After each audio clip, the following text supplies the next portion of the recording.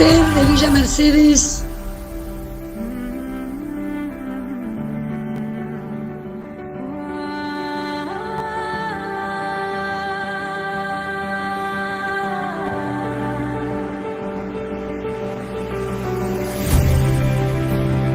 Por los que buscan la paz y la libertad, para que encuentren en tus ojos donde descansar.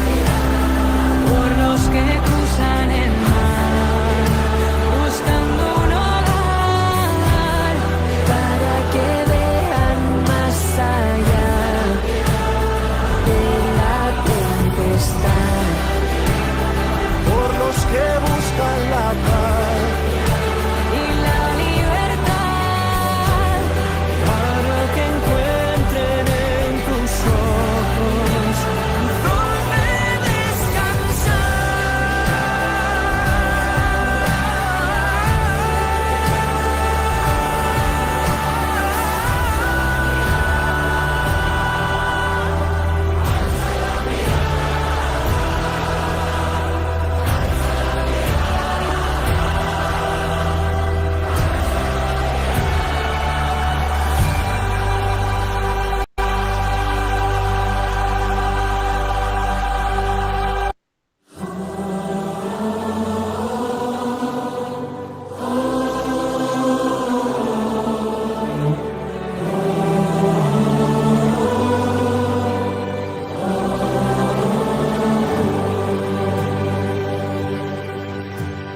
alzo la mirada, mis ojos en Jesús.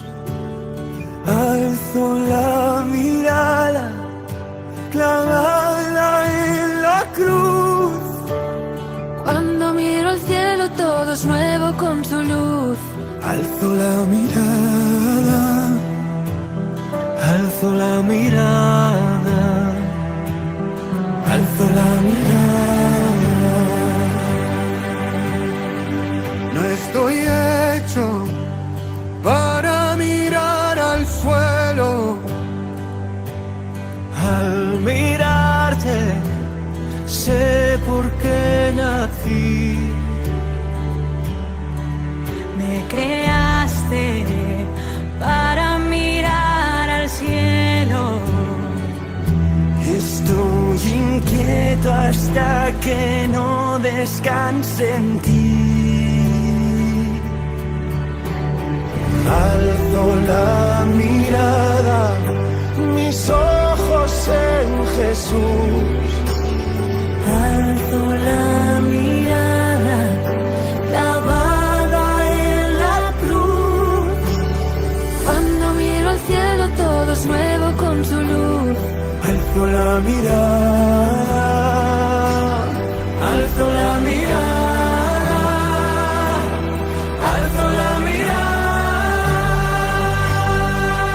El Señor es mi fuerza y mi esperanza. No vacilaré. Alzo la es la roca para la salvación. En él confío y no temo. En él confío y no temo. Alzo la mirada, mis ojos en Jesús. Alzo la mirada, clavada en la cruz. Cuando miro al cielo todo es nuevo con su luz. Alzo la mirada, alzo la mirada.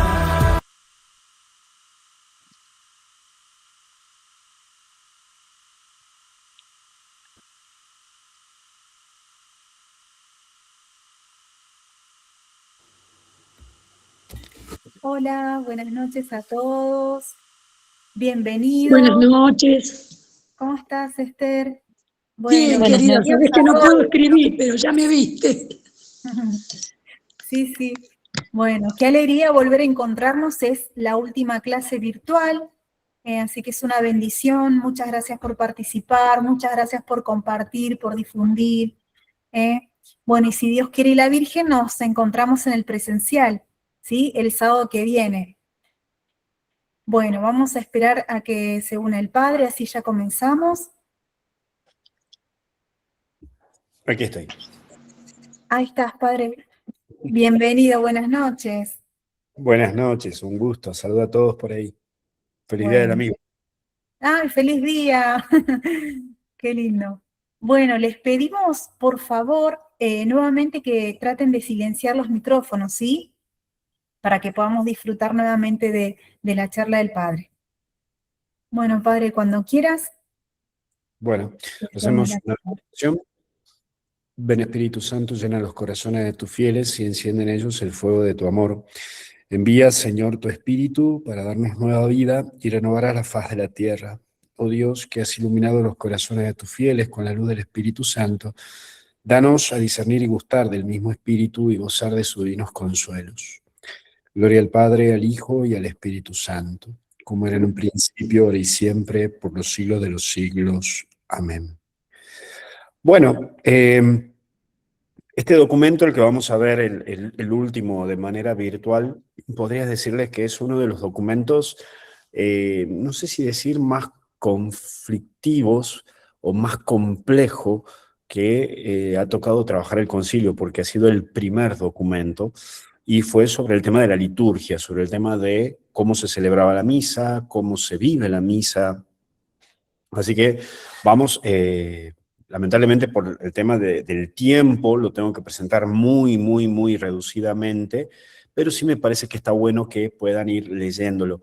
Lo que hoy vamos a ver es la parte más teológica de todo esto, más que la parte práctica. La parte práctica capaz que más adelante podamos dar un curso de las partes de la misa, del proceso, de toda la parte pragmática que ustedes pueden observar en lo referente ya a lo que es el rito.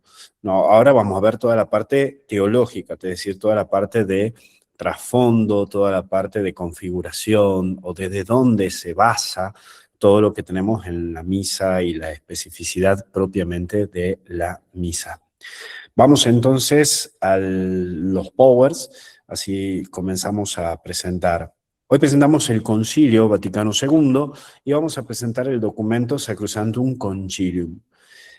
Obviamente que hemos visto, para hacer un simple repaso, hemos visto el contexto, el primer módulo, la primera clase que tuvimos, vimos la Constitución Dei Verbum, donde en ese documento hemos visto la importancia de la Sagrada Escritura dentro de la Iglesia, es decir, da el concilio el punto de decir, es importante que los católicos vivan y experimenten la lectura de la palabra de Dios.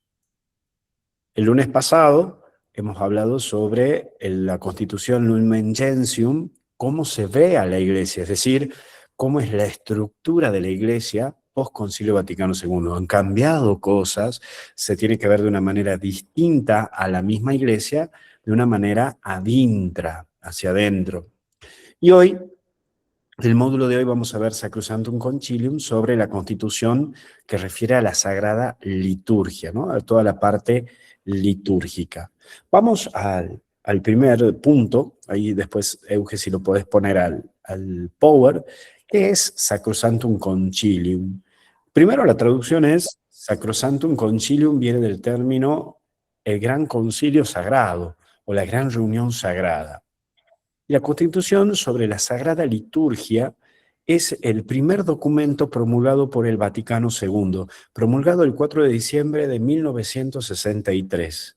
Es decir, es el primer documento que le da un giro a este concilio. Recordemos que hemos hablado de que no es un concilio que condena, sino que es un concilio meramente pastoral. Y el Papa Juan XXIII dice, estamos viviendo una situación posmoderna de muchos cambios, y el planteo que hace el Papa es, la gente no sigue la liturgia, no se está viviendo un compromiso litúrgico. Entonces se va a ver el inicio de una renovación litúrgica de la Iglesia. Porque la liturgia toca el corazón mismo del misterio de Cristo.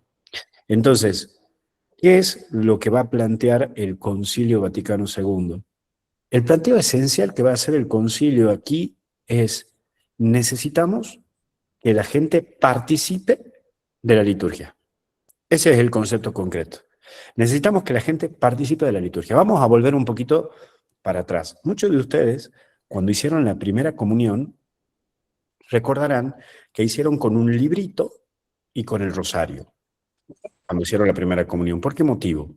Porque cuando uno participaba de la Eucaristía, de la Santa Misa, si vos sabías leer y escribir, y si ibas a un colegio católico, en el colegio se enseñaba latín. Entonces vos podías seguir la misa mientras el sacerdote celebraba de espalda al pueblo y en latín. Si vos no sabías leer y escribir, y no habías ido a un colegio propiamente católico, no sabías. Y como no sabías nada y no podías manejar nada, entonces tenías que rezar el rosario.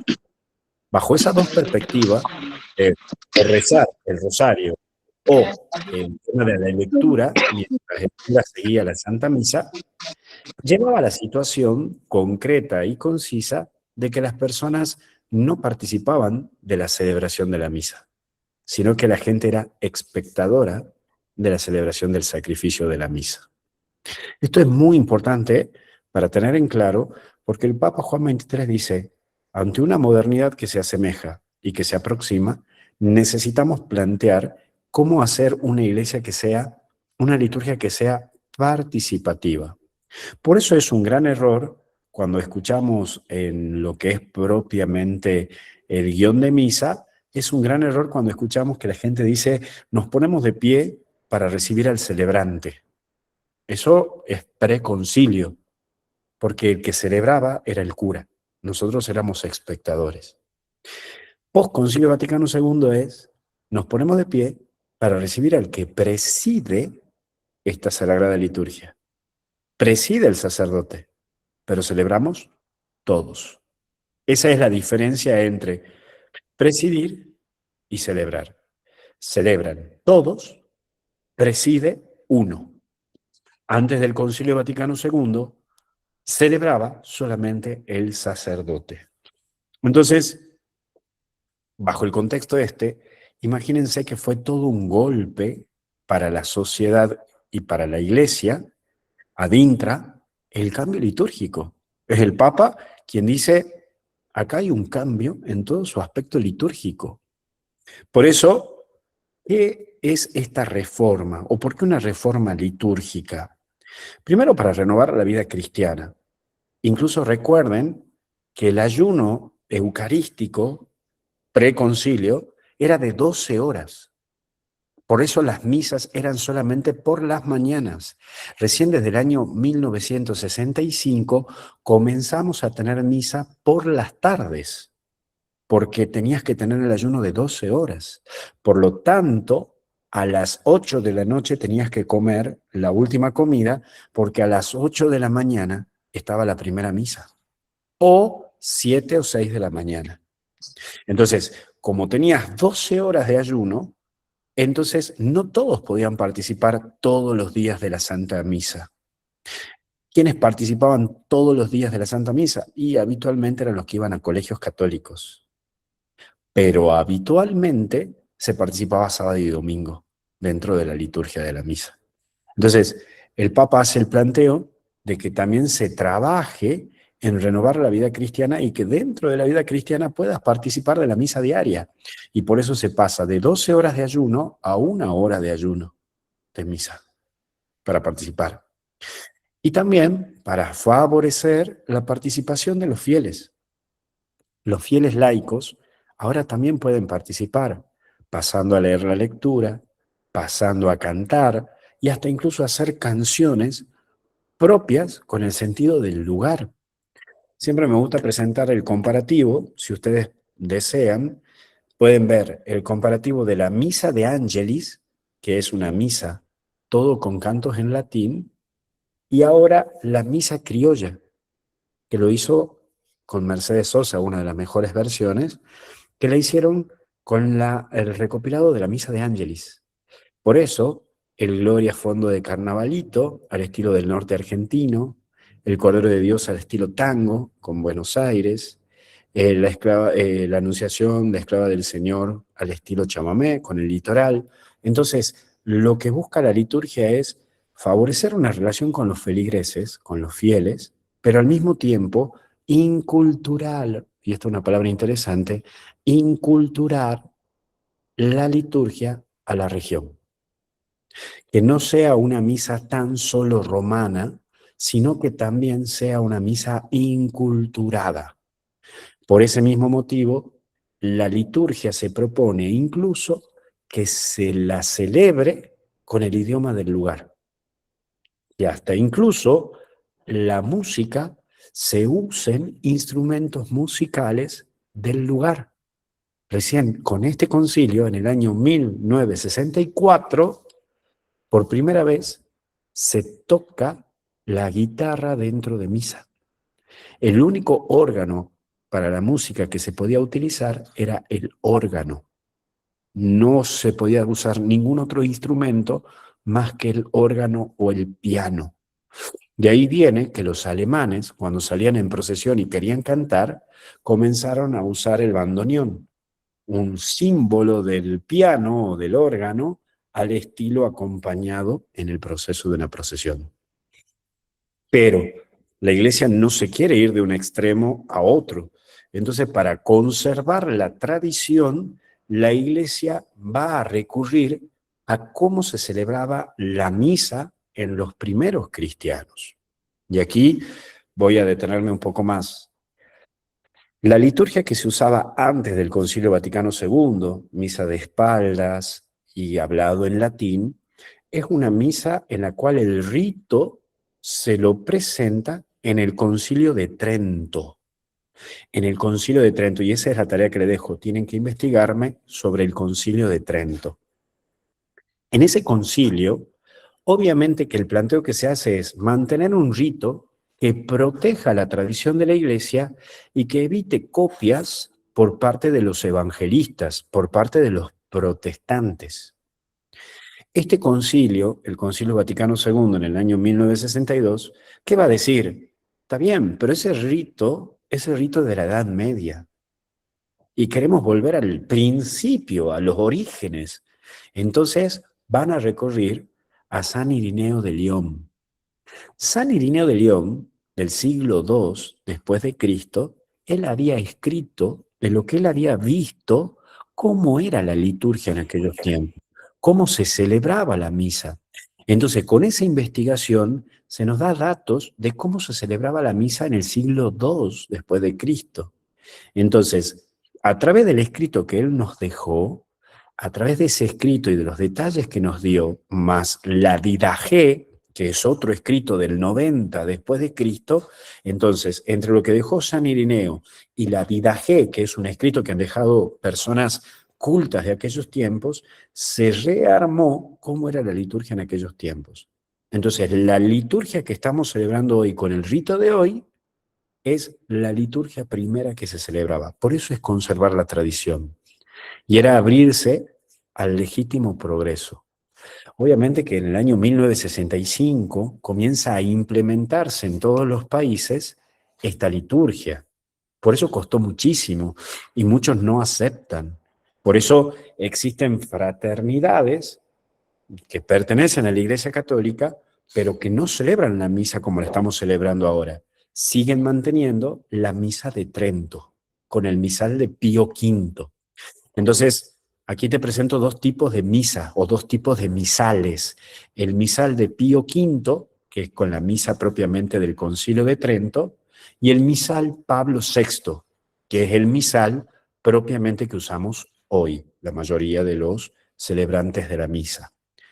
Entonces, el Concilio de Trento presenta el misal de Pío V con toda la estructura de misa de ese misal, y el misal Pablo VI es con la misa que tenemos actualmente y que celebramos.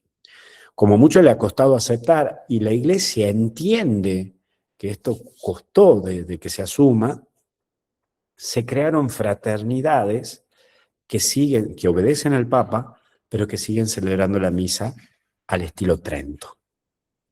El Papa Francisco ha pedido y ha insistido que se celebre la misa Pablo VI, la que estamos celebrando ahora. ¿Por qué? Porque veían algunos, incluso dentro del mismo Vaticano, veían que se celebraba demasiado la misa al estilo Pío V, la misa de Trento, se la conoce así como la misa de Trento, pero con una ideología, que eso ha llevado a que se separen y que se haga un cisma dentro de la Iglesia que se llama los lefebristas, porque siguen a Monseñor Lefebvre, que él no reconoce al Papa. Y él va a decir, yo no quiero asumir esta liturgia, yo me quiero quedar con la liturgia del misal de Trento. Espero que se haya entendido eso, pero es un abrirse a un cierto progreso para que la gente participe de la Santa Misa. Incluso Juan XXIII como que empezó a preguntar y nadie entendía. Recordemos que el latín es una lengua muerta, que eso también complicó mucho en el Concilio Vaticano II para decir la palabra comunicación. Por ejemplo, teléfono. No existe la palabra teléfono en latín. Entonces, ¿cómo se dice teléfono en latín? Término al cual una persona se comunica con otra a través de distancia y de elementos progresivos. Todo eso tenés que decir para usar el término teléfono. Entonces ahí empieza a aparecer otro comentario fuerte dentro del concilio, que es cómo se adecúa, porque se traduce al idioma de cada país. Hoy tenemos la misa propiamente en castellano, en español propiamente, en el castellano latino, tenemos la misa en inglés, en francés, en portugués, en guaraní. Entonces, empiezan a existir la liturgia en los respectivos lugares y se empieza a usar la guitarra, el bombo, el charango, instrumentos musicales propiamente de cada lugar. Comienza a aparecer algunos elementos interesantes en todos estos procesos. Y ahí aparece el concepto que el Concilio Vaticano quiere dejar. ¿Cuál es el concepto propio que quiere dejar el concilio? El concepto propio que quiere dejar el concilio en sí es propiamente el decir, bueno, la obra es de Cristo. Eso es el primer punto. La obra de Cristo. Uno que obra a través de la Iglesia. Entonces, la obra de Cristo que obra a través de la Iglesia. Por eso, cuando estamos hablando de que la obra de Cristo, ustedes tienen que recordar, y aquí me voy a detener al número de la Sacrosanctum Concilium, me voy a referir al número 7, que es el número más importante de este documento. Sacrosanctum Concilium número 7, que después le voy a pedir que lo lean, cada uno de manera particular, es el más importante, porque dice, para realizar una obra tan grande, Cristo está presente en su iglesia, sobre todo en la acción litúrgica. Está presente en el sacrificio de la misa, sea en la persona del ministro, ofreciéndose ahora por ministerio de los sacerdotes, el mismo que entonces se ofreció en la cruz. Sea sobre las especies eucarísticas, está presente con la fuerza en los sacramentos, de modo que cuando alguien bautiza es Cristo quien bautiza. Está presente en su palabra, pues cuando se lee la Sagrada Escritura es Él quien habla. Está presente por último cuando la iglesia suplica y canta salmos, y el mismo que prometió, donde estén 2 o 3 congregados en mi nombre, allí estoy yo en medio de ellos. Realmente, en esta obra tan grande, por lo que Dios es perfectamente glorificado y los hombres santificados, Cristo asocia siempre consigo a su amadísima esposa, la Iglesia, que invoca a su Señor y por el tributo culto al Padre Eterno. Con razón, pues, se considera la liturgia como el ejercicio del sacerdocio de Jesucristo. En ella los signos sensibles significan, y cada uno a su manera, realizan la santificación del hombre. Y así, el cuerpo místico de Jesucristo, es decir, la cabeza y sus miembros, ejerce el culto público íntegro. En consecuencia, toda celebración litúrgica, por ser obra de Cristo, sacerdote, y de su cuerpo, que es la Iglesia, es acción sagrada por excelencia, cuya eficacia con el mismo título y el mismo grado no la iguala ninguna otra acción de la Iglesia.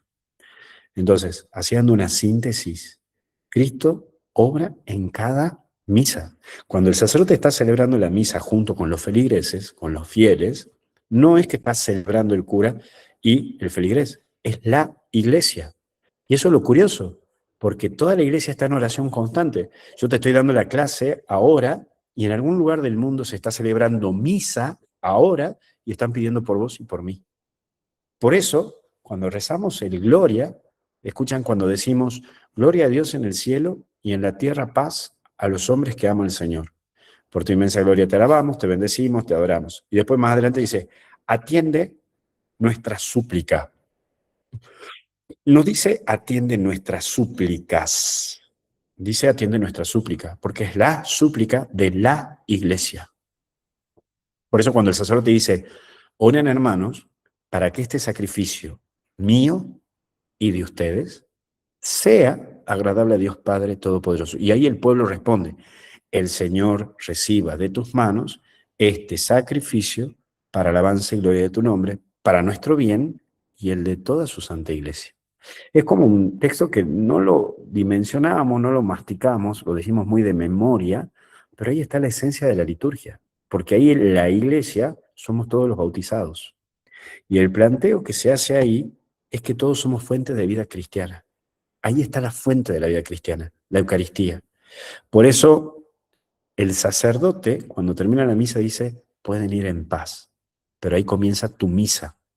Misa en latín significa misión, envío. Esto de lo que hemos escuchado, lo que hemos oído, lo vamos a anunciar. Y por eso es la cumbre de toda vida cristiana. Por eso, hasta incluso la Eucaristía, hoy la podemos celebrar varias veces en el día. Por eso el Código de Derecho Canónico estableció que un sacerdote no puede celebrar más de 2 misas por día. Y un sacerdote el fin de semana no puede celebrar más de 3 misas por día. Mejor dicho, puede, pero no debe. Ahora, por la falta de sacerdote que hoy tenemos, el obispo del lugar puede conceder al sacerdote celebrar más de 2 misas por día y celebrar más de 3 misas por fin de semana, pero con autorización del obispo. Cuando un sacerdote tiene que celebrar más de 5 misas en domingo, tiene que pedir autorización al Papa, a la Santa Sede. ¿Por qué? Porque la Iglesia dice, bueno, antes no se podía celebrar más de 1 misa por día. Por eso era más acotado. Ahora, con esta posibilidad de celebrar más misas y con 1 hora de ayuno eucarístico, se puede ampliar más. Pero hay que evitar que el sacerdote más que ritualice la misa, lo convierte en una rutina. Y entonces ahí es donde hay que tener mucho cuidado. El Papa León va a decir ante esto, la liturgia está al servicio del misterio de Cristo.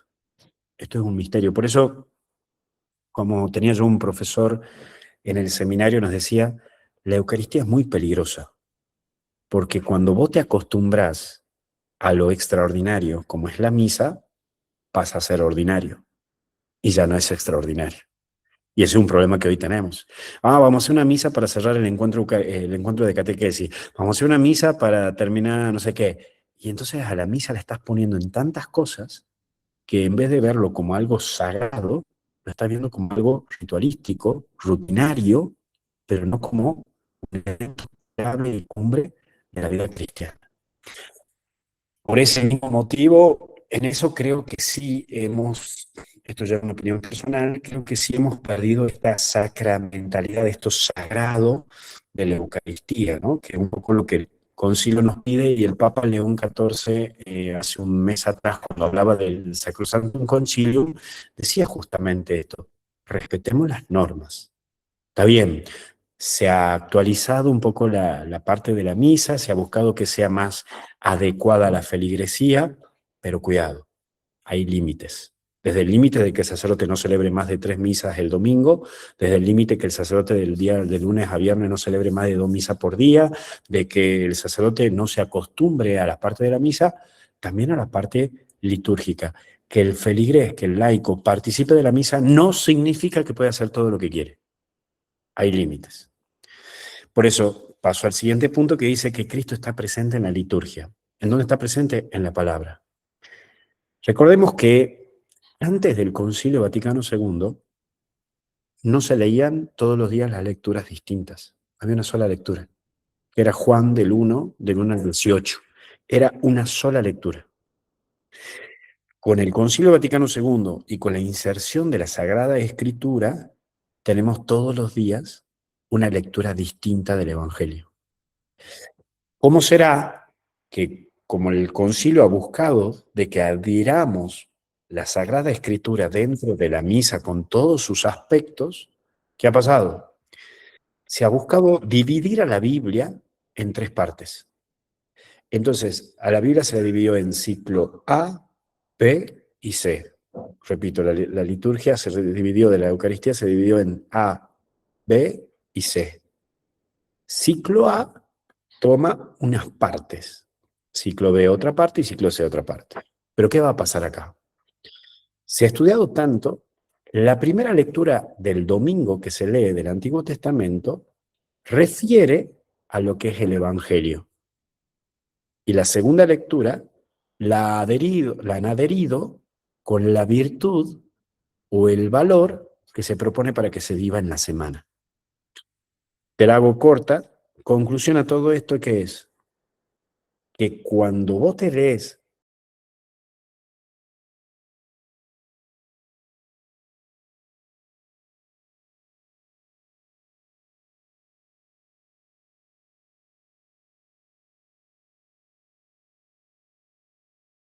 la primera lectura del Salmo y el Evangelio, en 3 años te leíste toda la Biblia. Esa es la enseñanza que nos deja el concilio. Por eso le da un poder y una fuerza a la palabra. Es más, si ustedes fueron a algunas iglesias antiguas, van a ver que existe el púlpito, un lugarcito pegado al altar arriba, porque no estaba adherida el evangelio y la liturgia de la palabra dentro de la misa. Era aparte. El cura predicaba en otro momento, ajeno a la misa. Ahora se adhirió. Se saca el púlpito y se pone el ambón, que es en donde se lee la palabra de Dios. También están los ministros. Antes, recordemos que no existían las concelebraciones, que 2 sacerdotes juntos celebren la misa. Antes era el sacerdote que celebraba la misa. Por eso, si ustedes van a ver los templos antiguos, antes del Concilio Vaticano II, templos construidos antes de 1962, van a ver que en los costados tiene altares. Un altar a la Virgen de la Merced, un altar a San José, un altar a la Santa Teresita. ¿Por qué? Porque si en esa iglesia había más de 2 sacerdotes, el párroco solamente podía presidir la misa en el altar mayor y los sacerdotes vicarios podían celebrar la misa en los costados. Y entonces venía María Eugenia y decía: Padre, le he hecho una promesa a San José, quiero que le celebre una misa a San José. Entonces el cura iba al altar de San José y ahí celebraba la misa. Otro venía y decía: Padre, yo le he pedido a Santo Domingo. Entonces iban y rezaban el altar de Santo Domingo. Por eso, en los ministros también la celebración ha cambiado, incluso en la forma de vestirse, que sea lo más sutil, lo más simple, lo más sencillo. Por eso hasta incluso la casulla deja de tener hilos de oro o deja de tener tantos emblemas para hacer algo mucho más simple y más sencillo como los primeros cristianos. Y en la asamblea es la participación de todos. Por eso ya no son cantos de misa en latín, sino que sean cantos propiamente del lugar y que tengan un adherido de que la gente cante. Que eso es un gran problema que todavía tenemos, porque muchos coros hoy en día cantan en misa, pero cantan canciones que solamente saben ellos. No la canta el pueblo. Y el concilio, ¿qué es lo que dice? Que toda la asamblea participe, que toda la asamblea cante. Si vas a cantar una canción nueva, enseñarle a la gente o poner un cancionero y que la gente te siga. Por eso hasta el día de hoy, como se trabajó mucho en los primeros 10 años en el concilio sobre este tema, por eso hay gente que hay canciones que se las sabe sin haber participado tanto en misa. No sé, capaz que yo canto la canción Mira nuestra ofrenda, mírala, Señor. Es de 1965 y todavía la gente lo sabe. O no podemos caminar con hambre. La gente lo sabe. Juntos como hermanos. Canciones que se le han hecho esos primeros 10 años, que se la trató de enseñar para que todo el pueblo lo sepa y lo tenga en conocimiento. Y de modo supremo en la Eucaristía.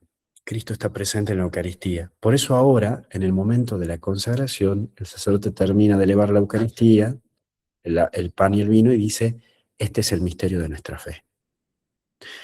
Cambia este concepto. Ahora también existe la adoración eucarística. Acuérdense que esto va a permitir que ahora haya momentos de adoración eucarística que antes no lo estaba en plenitud. Ahora tenemos hasta incluso la adoración eucarística, capillas de adoración perpetua. Bueno, comienza a darse lugar a la Eucaristía. Pasamos al siguiente punto, que es la participación activa de los fieles, tanto a nivel interior como a nivel exterior. Es decir, acá obviamente que esto es toda una catequesis. Como todo cambio, hay extremos. ¿Por qué? Porque recordemos que antes del Concilio Vaticano II, para participar de la misa, no podías ir como querías. La gente del campo todavía se debe acordar de lo que se conoce como la ropa dominguera. ¿Y qué es la ropa dominguera? La ropa que se usaba solamente para ir a misa el domingo. Entonces, cuando alguien quería participar de misa el domingo, tenía que ir con una ropa adecuada. Habitualmente el varón con un cierto traje y tapándose lo que era la parte de los brazos. Las mujeres tenían que ir con mantilla, tapándose la cabeza y ponerse también para taparse los brazos. Entonces, de manera externa, también el modo de participar de la misa implicaba, después se dio la libertad, post Concilio Vaticano II, de que cada persona vaya como desease, pero de manera respetuosa. Ese, de manera respetuosa y no poner límite, ha llevado a un extremo que hoy la gente va como quiere a la misa y hasta de una manera irrespetuosa. Entonces, estas cosas, estos extremos se presentan porque obviamente cada uno interpreta a su manera, se abrieron demasiados extremos, pero la participación es de manera interna, que cada uno vaya con un interior resguardado y de una manera exterior. Incluso porque internamente se propone que uno vaya a misa con tiempo, dedicarse a la oración, rezar en el interior, disponerse, por eso es con cuerpo, mente y corazón. Incluso hay una parte de la misa que ahora le hemos adherido que se llama El Señor esté con ustedes, levantemos el corazón, demos gracias al Señor nuestro Dios. Y aparece el término que no tenemos que ser espectadores, somos partícipes, vamos participando, vamos relacionándonos, vamos compartiendo. Entonces, esa actitud de no ser espectadores y sí partícipes, pero de partícipes conscientes. Por eso hasta incluso se propone en los colegios y especialmente en esos primeros 10 años, se van a proponer de que existan catequesis de cómo eran las partes de la misa y entra aquí un elemento que es el guión de misa. No me voy a detener tanto en esto, porque la verdad que no me da el tiempo, pero cuando tengamos la clase presencial capaz que me detenga un poco más.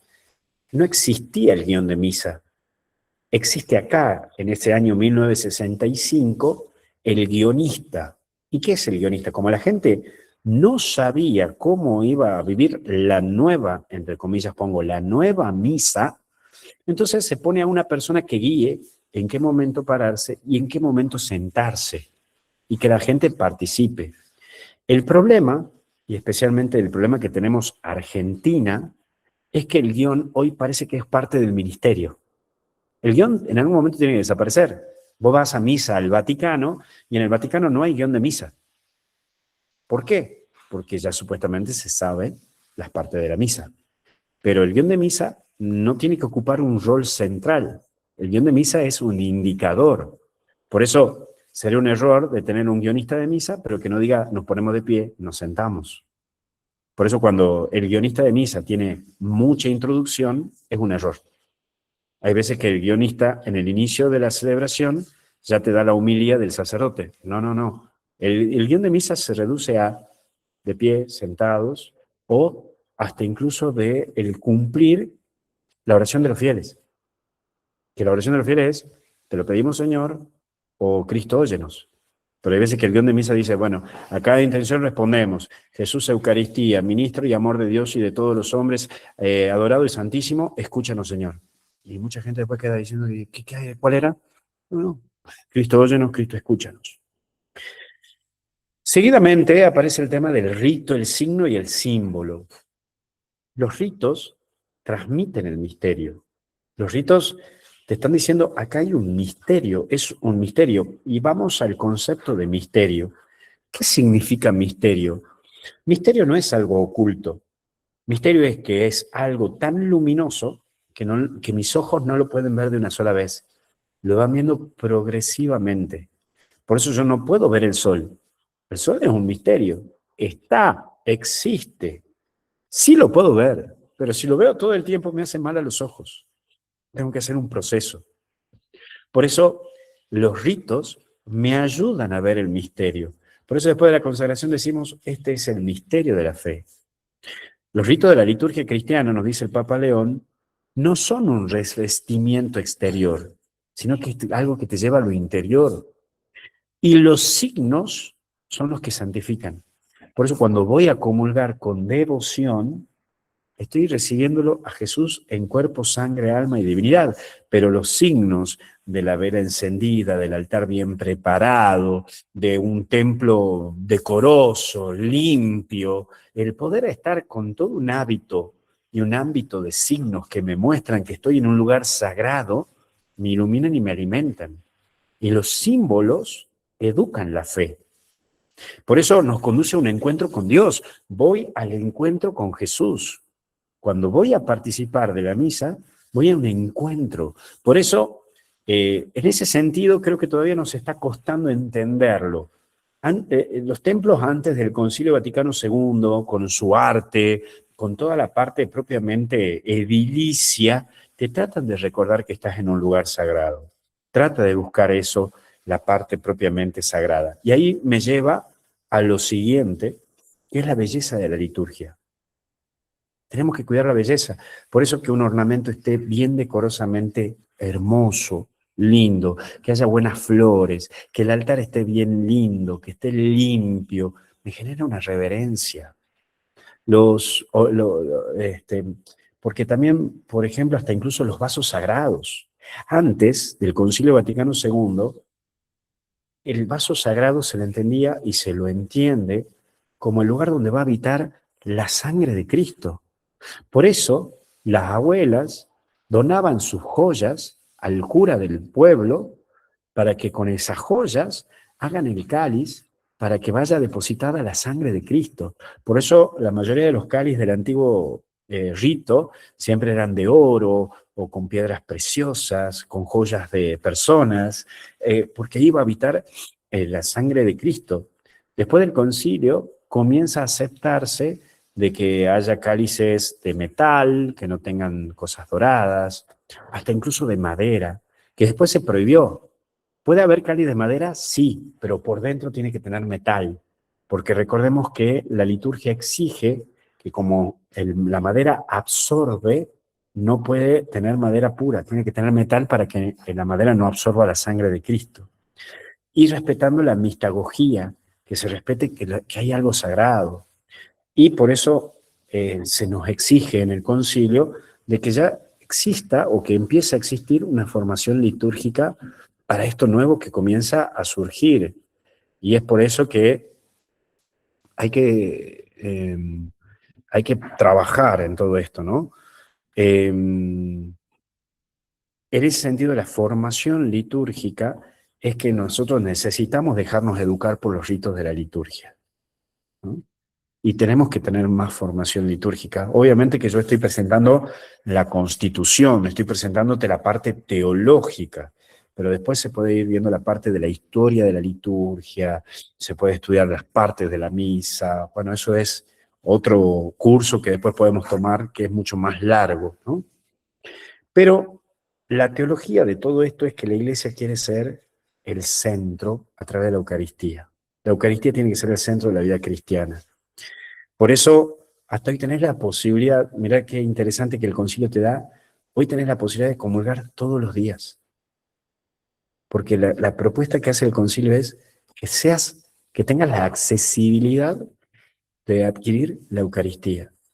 Y es la actualización sacramental del misterio pascual, es la memoria del sacrificio de Cristo. No me quiero detener tanto por la falta de tiempo, pero lo vamos a explicar un poco más el sábado de manera presencial. La Iglesia, a través de la liturgia, ha presentado dos posiciones. La posición del misterio pascual, celebrado como un sacrificio, y la celebración del misterio pascual celebrado como un banquete. Vuelvo a repetir, sacrificio, banquete. Sacrificio es celebrar el rito sabiendo que Jesús se sacrifica por nosotros, da la vida por nosotros, entonces nos remitimos a usar un rito o un ritual similar al rito que usaban los judíos. Los judíos agarran el cordero, lo matan en el altar, mirando al oriente y haciendo las oraciones por los pecados de esa persona que fue a ofrecer, mirando al oriente, a donde sale el sol. Por eso, el rito tridentino del Concilio de Trento se basa en un rito sacrificial, símil al rito propiamente judaico. Ahora, Concilio Vaticano II acentúa al rito de banquete, como del Jueves Santo en la última cena, de sentarse y celebrar. Por eso se saca del altar de estar pegado al oriente y se lo pone adelante y el sacerdote de frente como que estuviera por celebrar un banquete. Por eso, post Concilio Vaticano II, muchas iglesias hicieron altares en forma de mesa. Incluso antes sí o sí tenía que ser de mármol. Ahora se autorizó que sea también de madera. Símil a mesa, símbolo del banquete. A eso quiere acentuar la iglesia. Celebrar la misa como banquete, más que sacrificio. Vuelvo a repetir, son dos aspectos de la celebración litúrgica. Sacrificio, banquete. Rito sacrificial judaico, rito sacrificial Jueves Santo. La Iglesia en el Concilio de Trento acentuó más en esto, la Iglesia Concilio Vaticano II acentúa más ahora en esto. Por eso es sacramento de unidad y fuente de comunión. Por eso hay aspectos, por ejemplo, el saludo de la paz con el de mi derecha y el de mi izquierda, signo de unidad, que es un error que tenemos los católicos, especialmente los de Argentina, que cuando nos damos el saludo de la paz nos abrazamos más que cuando hace un gol Messi. Nos vamos y nos abrazamos con todo el mundo. No, es solamente saludar al de mi derecha y al de mi izquierda. Por eso, ante esa desvirtuación de este rito, el Papa Francisco, en el 2013, estableció que el saludo de la paz sea opcional. Ya no es obligatorio. Quiere decir que el sacerdote, si ve que cuando viene el saludo de la paz se arma un tumulto y se descuida la misa en sí, el sacerdote puede decir, paso directo al Cordero y no me quedo con el saludo de la paz. Paso a la liturgia de la palabra y la liturgia de la Eucaristía, que son los dos elementos en que están dividida la misa. Es un solo culto, es un solo acto, pero alimenta la fe. Escuchamos a Cristo y recibimos a Cristo. Por eso, desde el inicio de la misa, desde el momento en que el sacerdote dice el nombre del Padre, Hijo y Espíritu Santo, hasta el momento hasta el fin de la oración de los fieles, es toda parte rito de la palabra. Desde el momento de la ofrenda hasta el final de la misa, es rito de la Eucaristía. Son dos procesos que vivimos en un solo rito. ¿Y esto qué es? Primero, mayor riqueza bíblica. De aquí va a surgir el leccionario, que si lo ven en la siguiente diapositiva, van a ver que ahí están los 3 tomos. Tomo 1, tomo 2 y tomo 3. El tomo 1 es todas las lecturas de todos los domingos. Tomo 2, la lectura de toda la semana. Tomo 3, la lectura para el Día de Todos los Santos o de alguna solemnidad o fiesta de la Iglesia. Repito, tomo 1, lectura de todos los domingos. Tomo 2 de toda la semana, tomo 3 de los santos o de fiesta particular de la Iglesia Católica. Entonces, hay más variedad de lectura y también la formación del pueblo, porque ahora pueden pasar a leer la lectura también mujeres y niños. Antes solamente podía pasar a leer hombres. Es más, si pasaba a leer a alguien la lectura tenía que ser seminarista, sacerdote, hermano lego, no podía ser el laico. Pasamos al siguiente punto, y aquí sí es un punto un poco de controversia, porque el latín sigue conservando su lugar. Es más, si ustedes piden prestado a su sacerdote párroco o si ustedes quieren comprar el misal, van a ver que la parte de atrás del misal está toda la misa para que la puedas celebrar en latín. Es decir, no es que se dejó de usar el latín, lo podés también usar, pero es opcional. Se conserva el latín. Es más, aquí como una queja, el Papa Benedicto XVI dice, hay que volver a forzar a los seminarios a que estudien latín.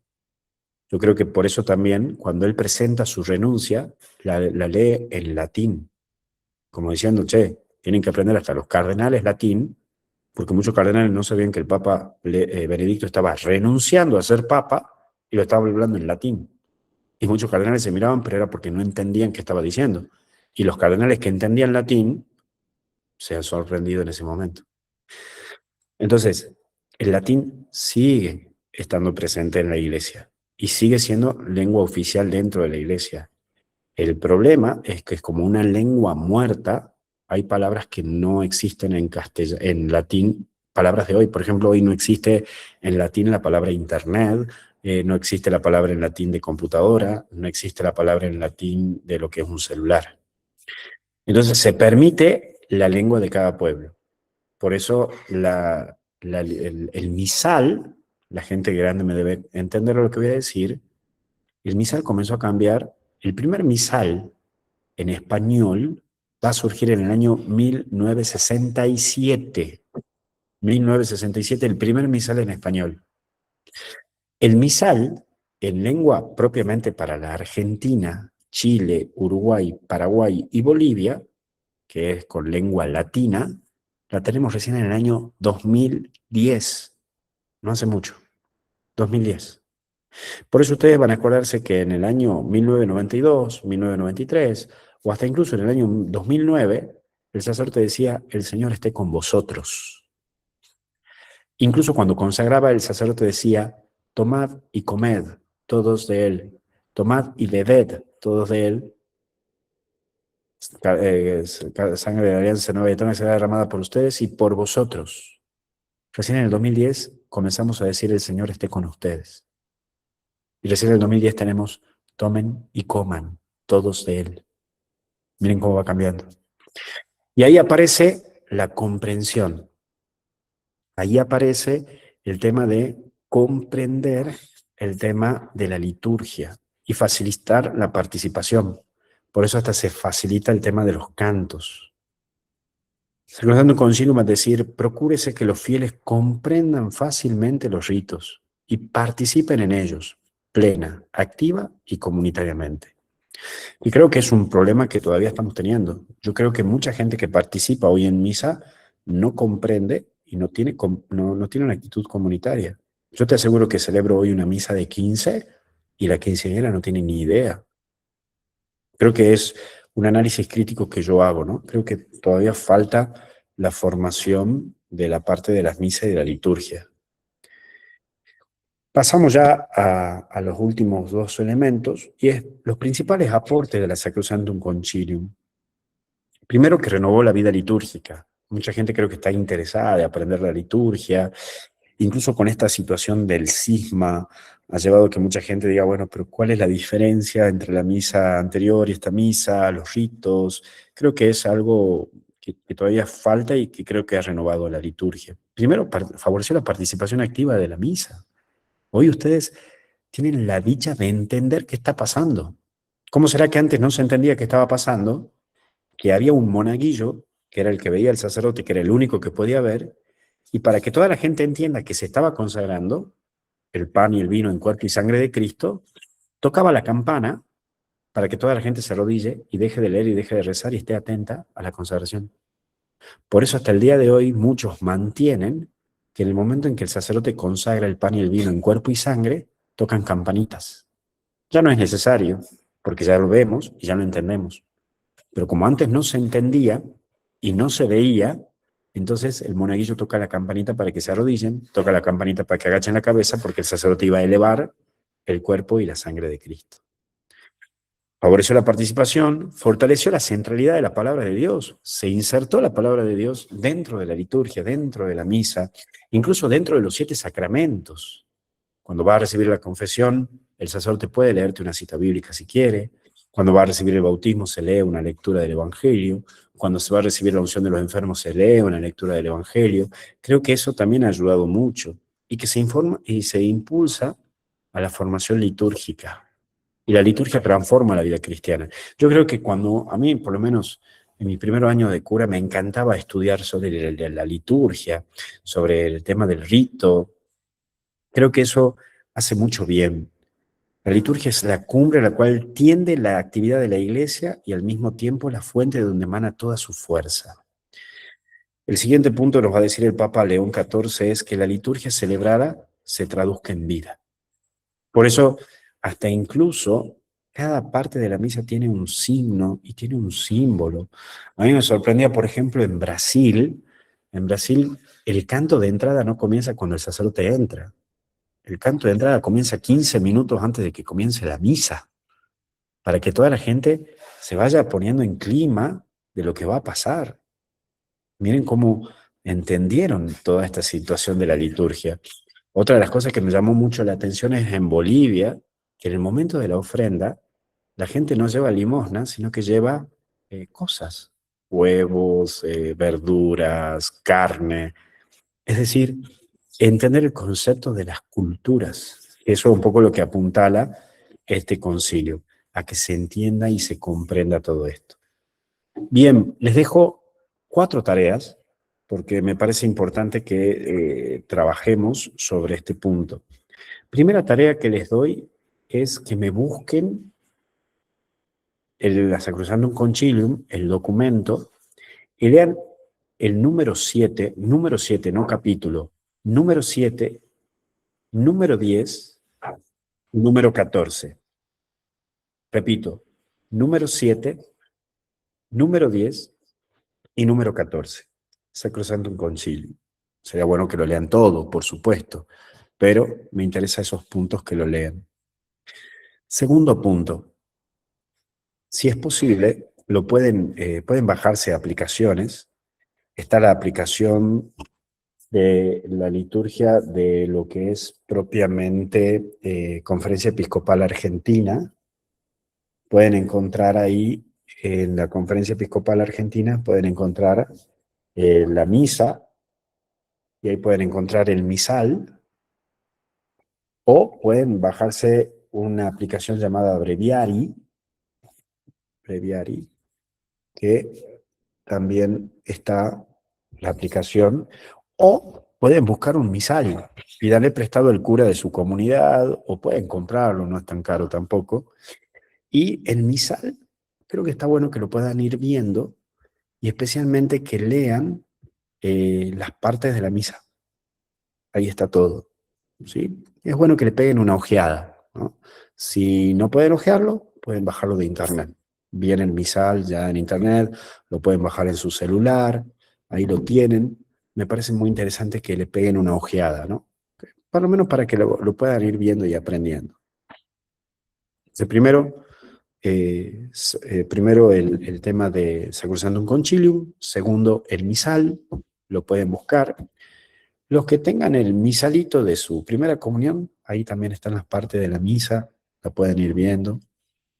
El tercer trabajo que les voy a pedir que me investiguen, eso también me parece muy interesante que me hagan una investigación, muy buenas las investigaciones que me hicieron hay algunos que me deben todavía el trabajo, pero los que me hicieron la investigación del Código de Derecho Canónico y todo eso está muy bueno.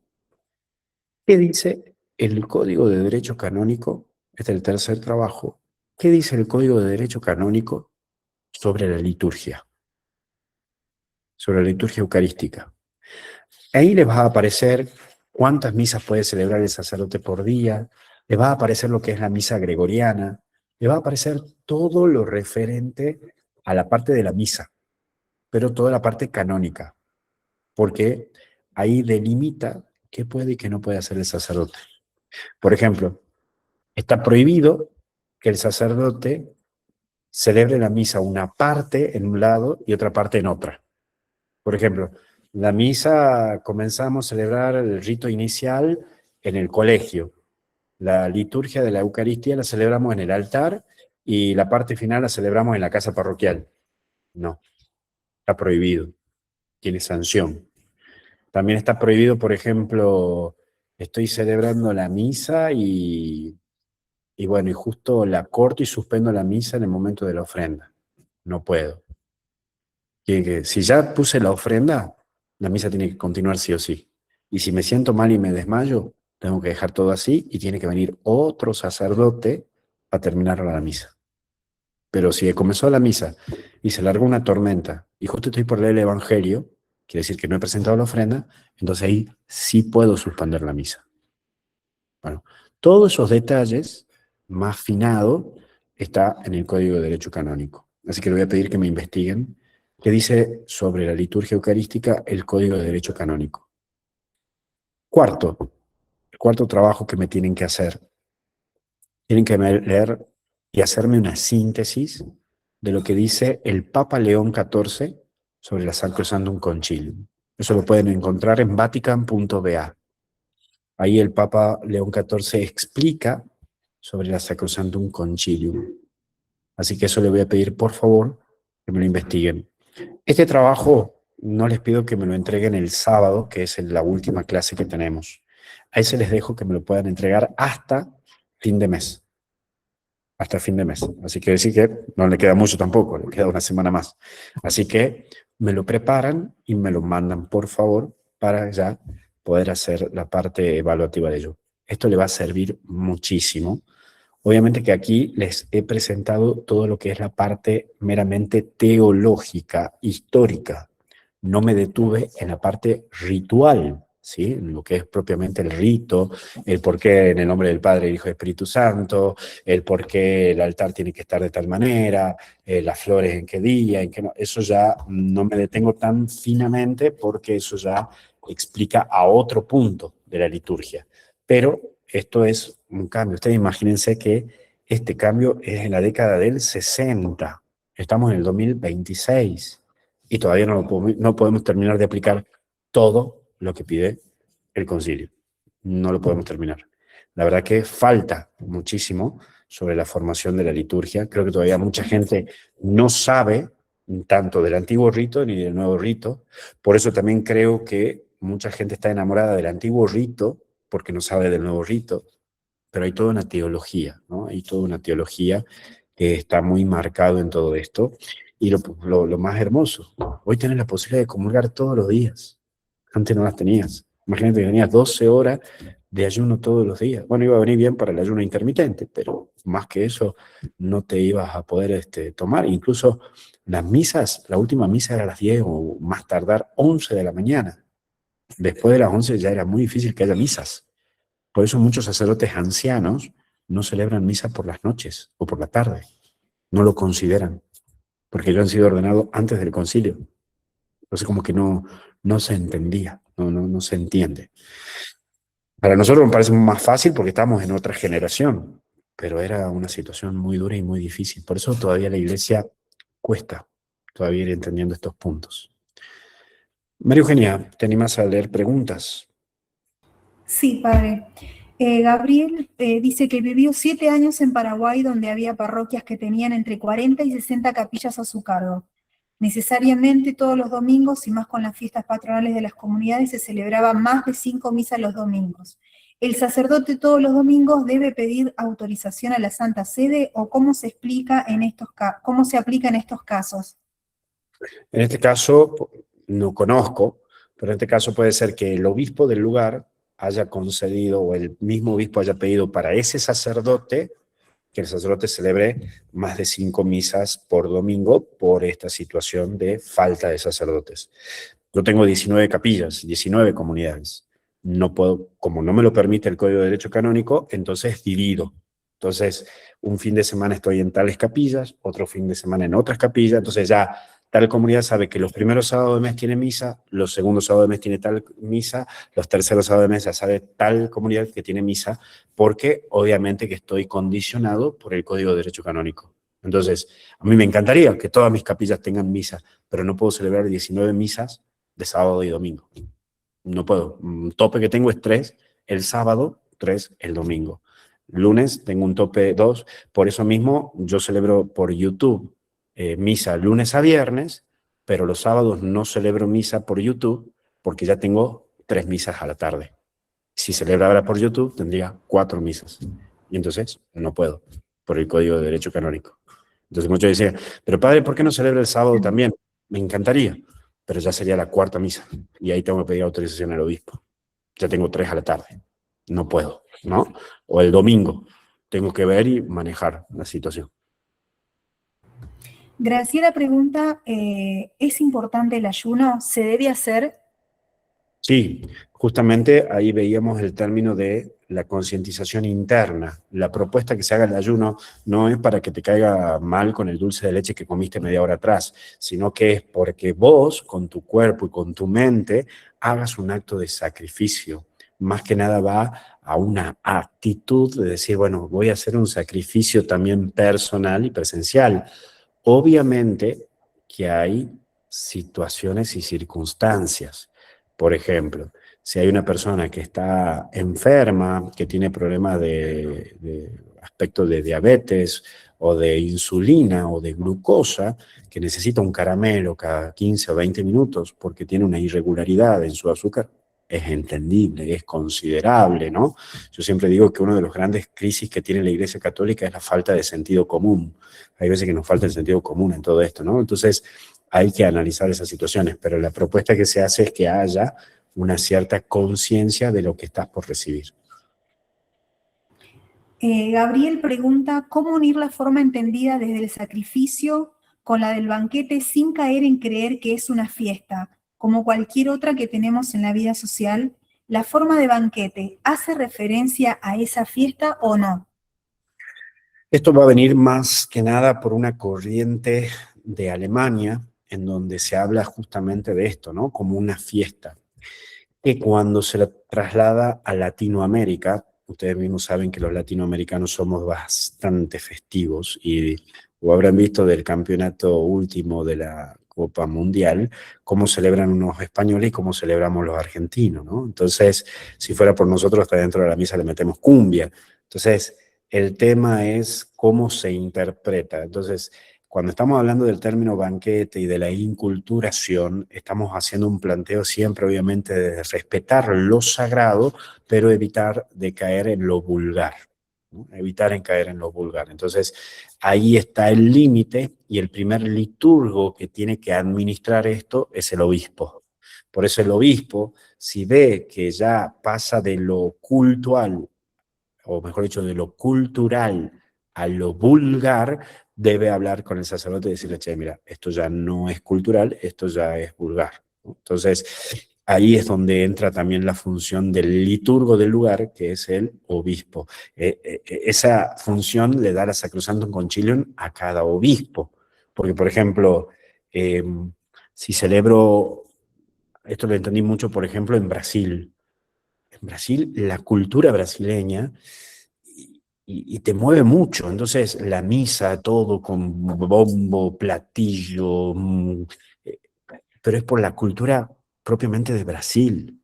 Si yo celebro una misa como la celebra en Brasil, en el norte argentino o en mismo San Luis, capaz que no va a estar bien visto, porque es propiamente de lo cultural de Brasil.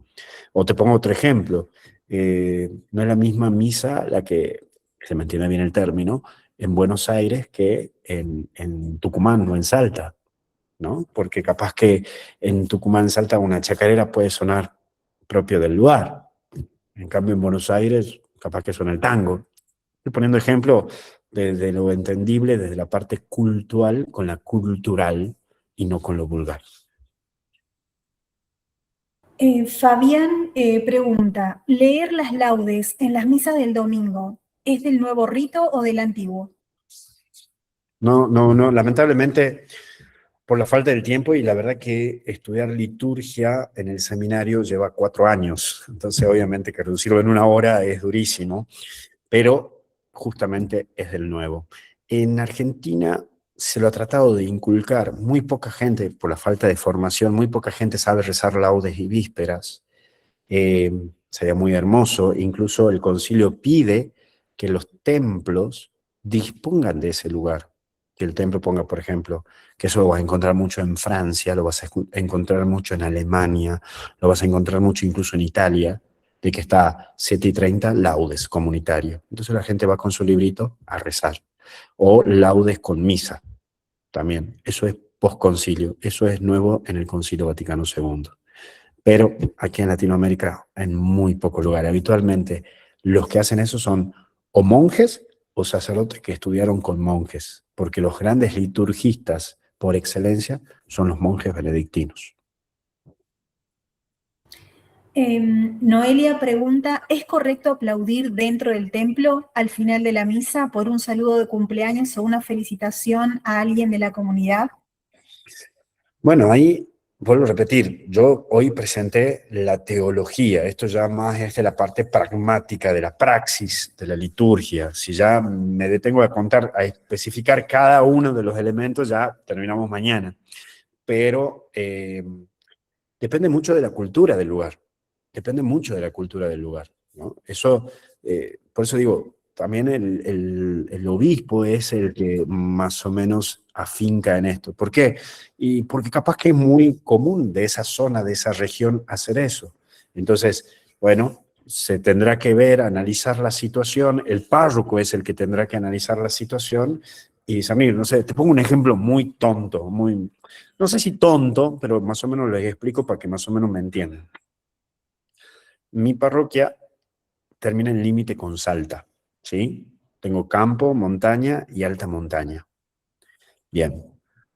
En la montaña hay una tradición. Yo cuando celebro la misa tengo un altar chiquitito así, ¿no? Entonces cuando la gente llega, me pone su santito en el altar. El santito me lo ponen en el altar. Entonces imagínate, cuando celebro la misa, tengo un espacio sumamente chiquitito. ¿Litúrgicamente es válido? No. Pero el sacerdote anterior me dijo, Luis, para la gente de la montaña es muy importante, porque para ellos es importante que el santito también escuche misa para que cuide a la familia durante todo el mes. Nada más que venga de alguna tradición arcaica, que venga de una tradición jesuita, guaraní, no sé de dónde. Pero tuve que aceptar eso porque era una tradición propia de la gente. El santito tiene que escuchar la misa para que los cuide. Y cuando termino la misa le tengo que bendecir el puñal, que es el cuchillo, porque supuestamente los protege del diablo cuando van a trabajar en los montes. Por eso digo, capaz que no me lo entendería un cura porteño que está justo ahí, acaba de celebrar misa, pero yo lo entiendo porque es propiamente de la comunidad, de la región. Como, bueno, algún otro día contaré la historia, cuando tuve que hacer el casamiento entre el toro y la vaca, que otro día lo contaré, que yo no tenía ni idea, pero es muy común que le piden al cura que case al toro y la vaca, y es como un rito para que la vaca tenga terneritos. Y es muy importante para ellos. Y le tenía que echar agua bendita y casar. Digo, hay ritos que son propiamente de la región. Entonces, el cura también tiene que ver, tiene que visar y también consultar al obispo y decirle, mira, esto es una tradición propia del lugar. ¿Qué hago? ¿Lo permito? ¿No lo permito? ¿Lo evangelizo? ¿Lo adecuo? Pero también depende del lugar, ¿no? Entonces, como yo le decía recién, capaz que una misa brasilera celebrada en San Luis te llama mucho la atención, porque sí, esto no es propio nuestro, ¿no? Bueno, son cuestiones que son esenciales de que el cura tenga que dimensionar qué es propiamente lo cultural de lo vulgar. Es el discernimiento. Bueno, padre, no hay más preguntas. Qué hermoso, la religiosidad popular. Qué lindo lo que acabas de contar, hermoso. Sí, sí, y estoy seguro que mucho de la gente de Cuyo, de La Rioja, del centro de la Argentina, porque la Argentina tiene eso, tiene una variedad tremenda. El NOA, el norte argentino, nada que ver con Cuyo, y Cuyo Sí. nada que ver con lo que es propiamente Córdoba o el mismo San Luis o el mismo Buenos Aires. Por ejemplo, yo acá en Tucumán puedo andar tranquilamente de sotana y no pasa nada. Y capaz que yo voy caminando de sotana en pleno Buenos Aires y me critican, me pegan una insultada de arriba abajo. Y estamos dentro de la misma Argentina. Pero bueno, hay cosas que uno tiene que trabajarlo con la historia, con la piedad popular del pueblo, de la comunidad. Y vuelvo a repetir, no es lo mismo la religiosidad popular del norte argentino con la del litoral. Y no es lo mismo la del litoral con la de Cuyo. Y mucho menos con la del sur, ¿no? Entonces, por eso es importante el análisis. Incluso te pongo un ejemplo. Cuando fue el Congreso Eucarístico de Corrientes, se hicieron canciones a través del padre Cini, que hicieron músicas como muy de chamamé, ¿no? Que el padre era correntino y está perfecto. Pero muchos otros lugares se quejaron. ¿Por qué? Porque no era propiamente música del, por ejemplo, en este concreto, de Córdoba.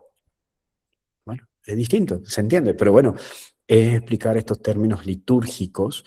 Por eso cuando hay Congreso Eucarístico Nacional o cosas nacionales, se busca algo que sea más equiparado. Por eso, lo muy bien logrado litúrgicamente fue la misa criolla. Por eso la misa criolla, si ustedes escuchan, tiene la variedad de toda la región argentina. Una parte de lo que es propiamente del norte, otra parte del sur, otra parte de Buenos Aires, otra parte del litoral. Armó algo con un poco de todo, ¿no? Bueno, ese proceso costó. Yo me animo a decir que no estamos ni siquiera al 50% de la aplicación de la Sacrosanctum Concilium. Me hago cargo de lo que digo. Yo creo que todavía no hemos llegado a que todos comprenden la liturgia en sí, con todo lo que implica y con lo que se tiene que entender. También creo que hay excesos. También me parece que tengo que ser crítico en eso, y creo que hay muchos sacerdotes que han gestado un cierto exceso, cayendo en cuestiones vulgares. También creo que eso es asumir y hacerme cargo de decir, tengo que ser autocrítico y decir, así como hay gente que de un lado se fue a un extremo, me parece que también del otro lado se fueron a otro extremo. Tal cual, padre. ¿Cuánto tenemos que aprender? Creo que todos los que estamos acá nos quedamos con esas ganas de poder conocer más nuestra iglesia, también queremos estar en comunión, todos juntos como iglesia, ¿no? Con el Papa, con los obispos, poder ir caminando sinodalmente en comunión, ¿no? Con Jesús, y para eso tenemos esto, que formarnos. Es muy importante. Y te agradecemos de todo corazón porque la verdad que estas clases que nos has dado, y nos quedamos con muchas preguntas seguramente, todos nos interpela muchas cosas, nuestra propia realidad de San Luis, los que somos de San Luis, pero nada, una belleza, la verdad. Muchas gracias, Padre, de corazón. Esperamos ahora el presencial. Y gracias. Lo que sí, a los que vayan a la presencial, por favor, lleven para escribir, porque ahí vamos a trabajar mucho con el tema del escrito, es decir, de ahí de paso te tiro, María Eugenia, que me prepares una pizarra porque voy a escribir, así que eso Bueno, le voy Padre. Sí, que sí. preparen ahí para que escriban, para que trabajen, y los trabajos prácticos háganlo. Yo sé que cuesta, yo sé que muchas veces no tienen tiempo, pero abre mucho la cabeza, especialmente el Código de Derecho Canónico, para que también entiendan que no todo está permitido, ¿no? Hay cuestiones que la Iglesia pone y que sanciona, y más en el ámbito de lo litúrgico. Lo litúrgico la Iglesia sanciona, ¿no? El sacerdote puede quedar sancionado. Entonces, por eso los curas nos tenemos que cuidar mucho en el ámbito de la liturgia, cuántas misas celebramos. Hay veces que la gente dice, ay, pero padre, ¿querés hacer una misa más? Sí, puede complicar un poco el tema de la misa más. ¿Por qué no me casa, por ejemplo, en el country de tal lado? Y el sacerdote te va a decir no, y capaz que vos te enojás, pero hay un decreto del obispo que dice, por ejemplo, acá en Tucumán está prohibido hacer casamientos y bautismos en casas de familia y en salones de fiestas, solamente en altar. quiere decir en un templo. El obispo te permite hasta incluso de poder hacerlo en el templo cercano al salón de fiesta o a la casa.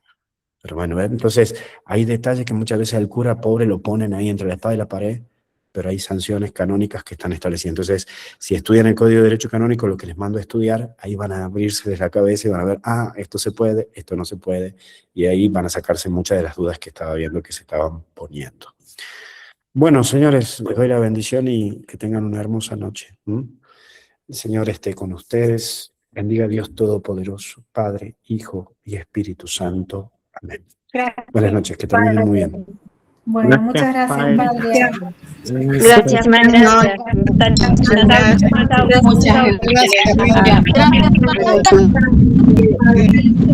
Si quedan, para los que todavía no se vayan un poquito, los que están, contarles, bueno, que vamos a pasar toda la tarea como hicimos con la primera clase y la segunda clase, así que quédense tranquilos porque ahí vi que estaban preguntando, vamos a pasar toda la tarea. El Drive va a quedar abierto para que puedan seguir subiendo los trabajos, el trabajo 1, el trabajo 2, así que quédense tranquilos también por eso. Bueno, que tengan una santa noche, gracias. Gracias, Euge. Gracias, Eugenia. gracias, Eugenio. Gracias. Muchas gracias.